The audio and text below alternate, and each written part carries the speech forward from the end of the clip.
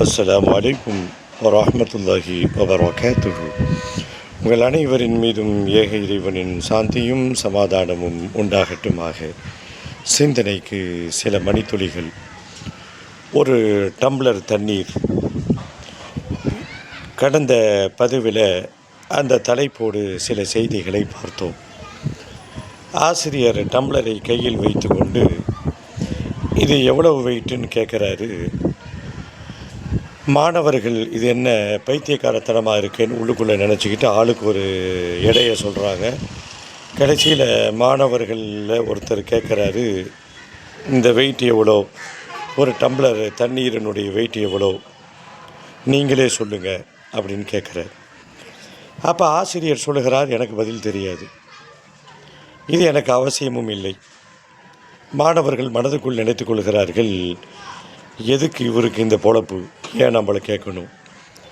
ஆசிரியர் இந்த இடத்துல ஒரு டம்ளர் தண்ணீரை வைத்து, ஒரு டம்ளர் கிளாஸினுடைய தண்ணீரை வைத்து ஒரு பாடம் நடத்துகிறார்.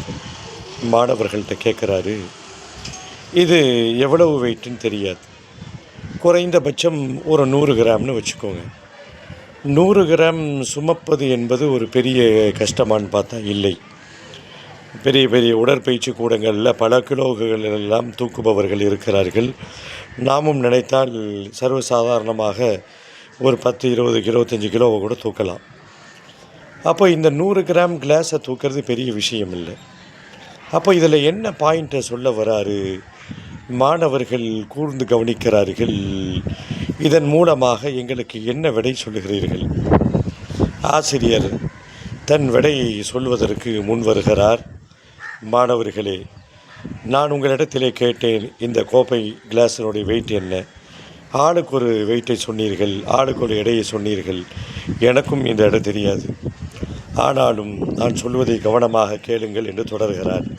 தொடர்ந்து பயணிப்போம், பேசுவோம் இன்ஷா அல்லாஹ்.